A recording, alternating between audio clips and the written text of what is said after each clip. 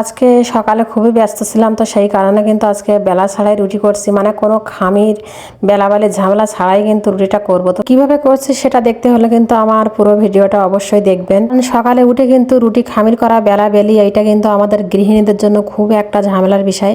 তো যদি এরকম শর্টকাটে হয়ে যায় তাহলে মন্দ কি। আমি এখানে 2 কাপ ময়দার মধ্যে পরিমাণ মতো লবণ, একটু তেল দিয়েছি যাতে তাড়াতাড়ি উঠে আসে, আর একটু পানি দিয়ে কিন্তু এইভাবে একটা ব্যাটার করে নিয়েছি।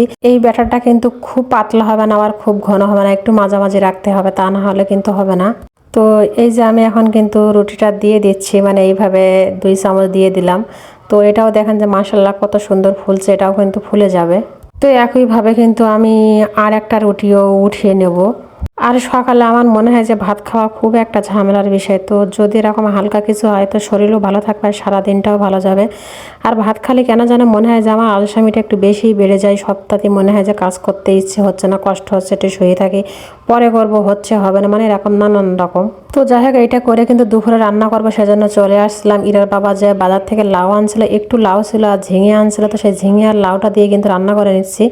ভাবছি লাউগুলো আবার কি করব, পরে তো এর সাথেই দিয়ে দিয়ে চলে যাবে, দুইটা যখন মিষ্টি তরকারির মতো।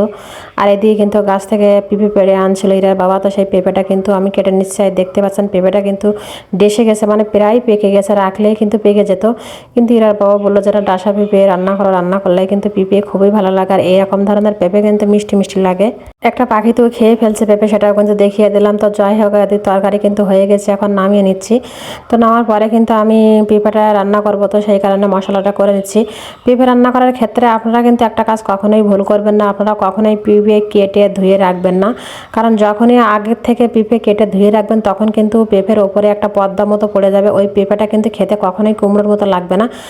যখন আপনারা রান্না করবেন যেই সেই পেঁপেটা ধুয়ে নেওয়ার চেষ্টা করবেন, তাহলে কিন্তু পেঁপের ওপরে এই পুরো পর্দাটা আর পড়বে না।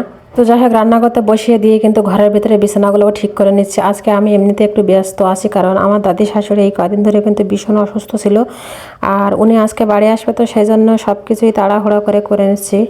আমি কিন্তু ওনাকে প্রায় এসে দেখাতাম আপনাদের যে উনি আমার তরকারি কাটতো, মাছ কাটতো, মানে সব কাজে কম বেশি আমাকে হেল্প করতো। তো সেই মানুষটা কিন্তু হঠাৎই অসুস্থ হয়ে পড়েছে, তো সবাই ওনার জন্য একটু দোয়া করবেন, যাতে করে আল্লাহ ওনাকে একটু তাড়াতাড়ি সুস্থ করে দেন, আবার আগের অবস্থায় ফিরে আসতে পারে। তো যাই হোক, তরকারিটা কিন্তু রান্না করা হয়ে গেছে, এখন আমি নামিয়ে নিয়েছি। আর সব শেষে কিন্তু বাসনগুলো মেজে নেব। আজকে কিন্তু অনেকগুলোই বাসন হয়েছে, কারণ সব কিছুই জমা ছিল, ভাবছিলাম যে রান্না বান্না শেষে একবারে মেজে নেব। মেজে তো নিতে পারছি না, ঘরের ভেতর ধুয়ে নেব। আর যে কড়াগুলো ছিল, কড়াইগুলো রাখছে, ওইগুলো কিন্তু আমি গোসলের আগে মানে যেখান থেকে মাজি ওখান থেকে মেজে নিয়ে আসবো, কারণ ঘরের ভিতর যদি আমি ধুয়ে রাখি তো কড়াগুলো কিন্তু পরিষ্কার হবে না, ভিতরে একটা লাল সব পড়ে থাকবে, ওইটা কখনোই যাবে না। তো মাঝামাঝি শেষে কিন্তু মানে প্লেটগুলো সব উপর করে দিচ্ছে, এইভাবে যে পানিগুলো ঝরে যাবে সেই কারণে। আর শুকনা প্লেট যদি না হয় তাহলে কিন্তু ভাত খেতে কেমন একটা লাগে। সবাই ভালো থাকবেন, সুস্থ থাকবেন, আল্লাহ হাফেজ।